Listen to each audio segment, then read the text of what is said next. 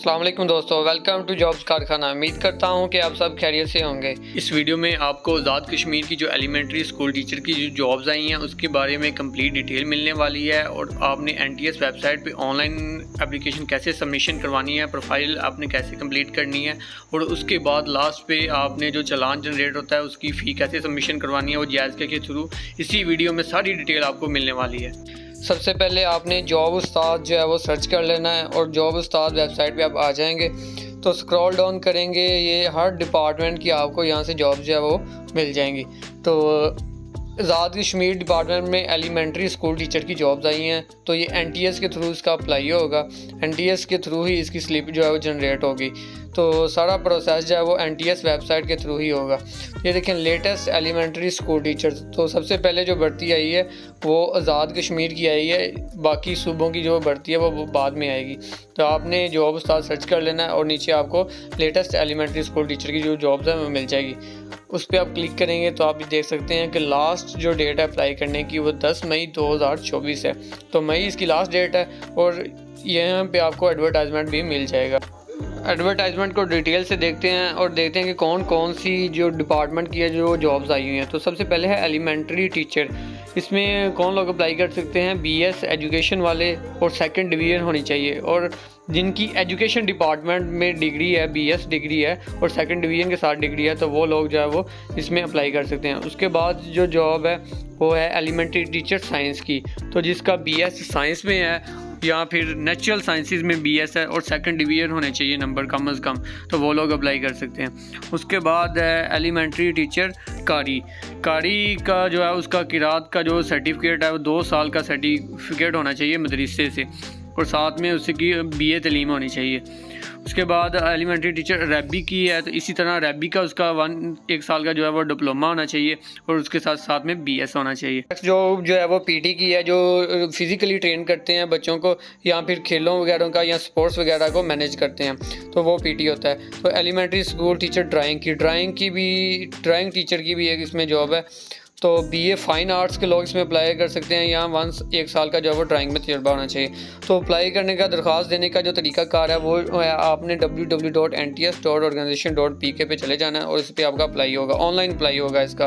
Physically कोई documents आपने submission नहीं करवानी और इसकी जो अप्लाई करने की फ़ीस है वो 650 रुपये है। इसके रूल्स एंड रेगुलेशन की अगर बात करें तो इसमें जो मैक्सिमम एज है वो 40 साल होनी चाहिए। 40 साल से ज़्यादा लोग जिनकी एज है वो लोग इन टीचर्स की जॉब के लिए अप्लाई नहीं कर सकते। उसके बाद वो कह रहे हैं कि अगर एक टेस्ट सेंटर जो है वो आपने मुंतखब कर लिया है तो मुंतखब करने के बाद आपका जो टेस्ट सेंटर है वो तब्दील नहीं होगा, तो आप उसको टेस्ट सेंटर को जो वो तब्दील नहीं कर सकते। और NTS टेस्ट में जो इसका रिटन टेस्ट होगा उसमें कम से कम आपको जो 50% नंबर वाला जो वो कामयाब पास करार दिया जाएगा। तो टेस्ट के बाद जो है वो आपने अपने डॉक्यूमेंट्स जो हैं उसकी ओरिजिनल डॉक्यूमेंट्स और उसकी फ़ोटो कापी, इंटरव्यू होगा तो इंटरव्यू के बाद वो आपने साथ लेके जानी है सारे डॉक्यूमेंट्स उसमें। उसके बाद किस ज़िला में जो है ये जॉब्स आई हैं तो सबसे पहले जो ज़िला है वो मुजफ्फराबाद है, उसमें 384 वैकेंसीज़ है। कि ज़िला की जो पोस्ट हैं वो भी यहाँ पे मेंशन है, आपने यहाँ से अपने ज़िले की जो कितनी वैकेंसीज़ आई हुई हैं, किस टीचर की कितनी वैकेंसीज़ हैं, अरबी टीचर की कितनी वैकेंसीज़ हैं, साइंस टीचर की कितनी वैकेंसीज़ है, वो आपने यहाँ से रीड आउट कर लेनी है एडवर्टाइजमेंट से। ये एडवर्टाइजमेंट जो है वो आप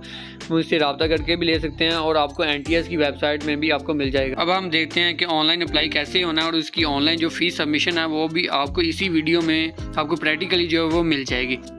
सबसे पहले आपने NTS की वेबसाइट को सर्च कर लेना है और ओपन एप्लीकेशन पे आपने क्लिक करना है तो आपको जो है वो करंट जॉब्स जो है आई हुई हैं वो आपको मिल जाएंगी यहाँ पे। सबसे पहले elementary and secondary education department government of Azad Jammu Kashmir की, जिसकी लास्ट डेट है वो 10 मई है। आपने डिटेल पे क्लिक करना है तो आपको वहाँ से डिटेल मिल जाएगी। सबसे पहले आपको डिटेल मिल जाएगी कि आपने फ़ी जो है वो कहाँ सबमिशन करवानी है, किस बैंक में करवानी है या ऑनलाइन भी आप करवा सकते हैं। तो डाउनलोड एडवर्टाइजमेंट, यहाँ से आपने अपना इश्तिहार जो है वो डाउनलोड कर सकते हैं। आपने डाउनलोड करके सारी डिटेल जो है वो रीड आउट कर लेनी है। उसके बाद एप्लीकेशन फॉर्म ऑनलाइन पे आपने क्लिक करना है तो और आपने जो है वो ऑनलाइन भी यहाँ से ऑनलाइन ही अप्लाई होगा, आपने फिजिकली कोई डॉक्यूमेंट जो है वो सबमिशन नहीं करवानी। तो अगर आप न्यू यूज़र हैं तो आपने साइन अप करना है और अगर आपका पहले से अकाउंट है तो आपने लॉगिन करना है।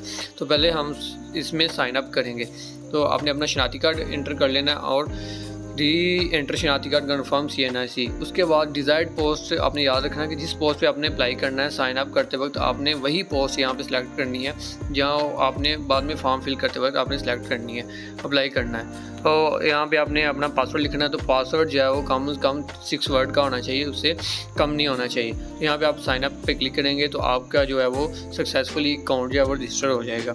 उसके बाद आपने दोबारा डिटेल जो है वो इंटर करनी है, अपना जो पोस्ट आपने सेलेक्ट की थी साइन अप करते वक्त वही पोस्ट आपने यहाँ पे सेलेक्ट करनी है। तो CNIC नंबर एंटर करेंगे और पासवर्ड जो आपने लगाया था अपने आप को रजिस्टर के वक्त वो लगाएंगे। लॉगिन करने के बाद आपको वो नेक्स्ट पेज पे ले जाएगा कि आपने केयरफुली इंस्ट्रक्शन जो आपने रीड आउट कर लेनी है। सबसे पहले आपने वो कह रहा है कि फॉर्म जो आपने फिल करना है वो कैपिटल लेटर्स में आपने फिल करना है, कि आपने बड़े लेटर में आपने फॉर्म को फिल अप करना है। उसके बाद आपने must upload your passport size photograph. तो आपका जो आपने अपनी तस्वीर अपलोड करनी है वो आपकी पासपोर्ट साइज़ होनी चाहिए, अदरवाइज़ आपकी जो एप्लीकेशन है वो प्रोसीड ही नहीं होगी। तो सबसे पहले जो है वो आपने अपना डिज़ायर सिटी जो आपने टेस्ट देना है वो सिलेक्ट कर लेना है। तो मुजफ्फराबाद या जो भी आपके करीब सेंटर अपना चूज़ कर लेना है।